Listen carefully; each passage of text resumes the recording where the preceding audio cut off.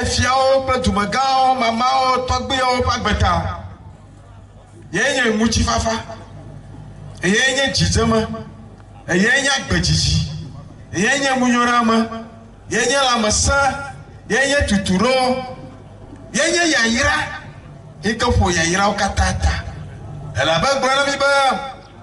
Tukosia dukoma migaro. Apasi apa mamigaro a. Miarilio muchifafa rapaji. Rotu koraji, nenye ba muchifafa pamo la pama le tukola mala. O muchifafa achi apama. Eye wachi tukoma tegbe. Egbe, biedidi o muchifafa. De anglo dua katanji.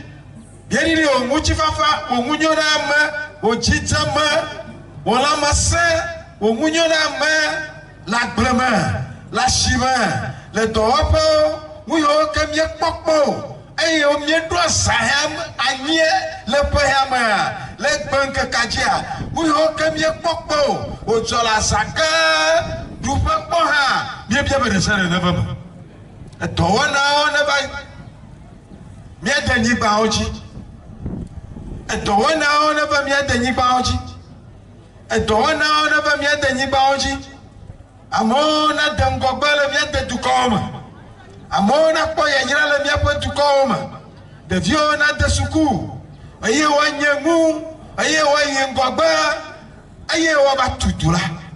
Bi da pana. Aye mienye ba o muchi kokwe, eklena nikata mi ajila fia. Maraka mate mwacho lamra maraka mu adi mu la fia pokpok bereu. Na maracho lamu ana tientong. Yesu Kristo ponkoma. Enye ba krosia kro. Aja kro na. Aye a rechar ha global wenye mauvafa yeda kpera ye don ko rechi echima zamuna mi la ga yiri yo manyo kakam ye do baraba egbe a echi kado ochi zaza ikana na ba muku tsana planya eye amagbeto etoma wiyo a ba muchi fafa na no hihama ba siama abe adolo wa adolo adirema Echineta, buji popa bong, nanabachi, netare, biapa unkoji, allow na chile toma, nechile zazama, benyiba lao hoji na toma, nechile zazama, benyiba unkoho wanaywe, egba, enye ya yirakba, naba ya yirakba muchifafa, na adidi na miachi, eye wando miachi, eye na miaka chula fia ha, wapromiro ayire miachopo. Abale kene wonto ne duye gbana akbana mi apeto Yesu Kristo pon koma amen.